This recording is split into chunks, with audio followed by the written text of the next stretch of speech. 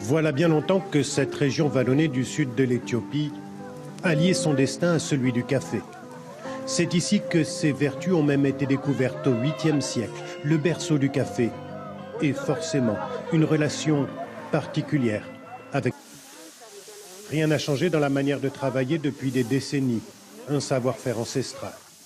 C'est important de faire comme ça, de tout trier à la main pour séparer les grains rouges des autres. C'est la meilleure façon de faire du bon café.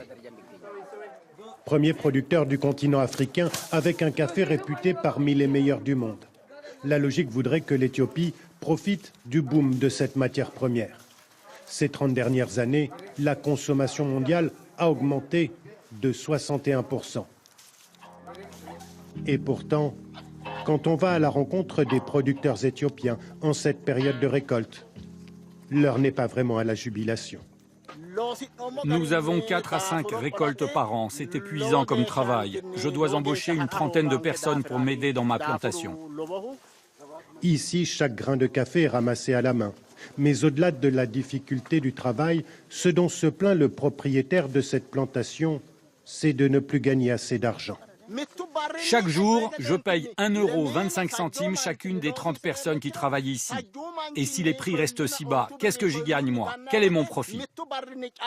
Vous savez, notre café est exporté en Europe et fait le bonheur des gens là-bas. Mais ce sont les grandes entreprises qui gagnent de l'argent. Nous, on reste très pauvres. Le prix du café trop bas pour ces planteurs. Après l'avoir... Ici, le kilo de café coûte 30 centimes d'euros, un tiers de moins que l'an dernier.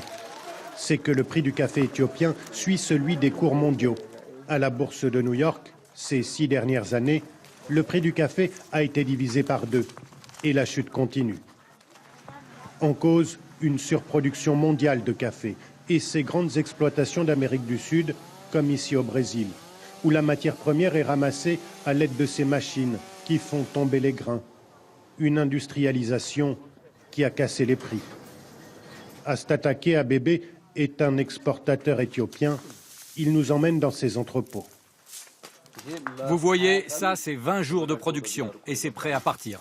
C'est un des principaux revendeurs de la région, mais il le reconnaît, il ne fait plus le poids face aux gros producteurs sud-américains.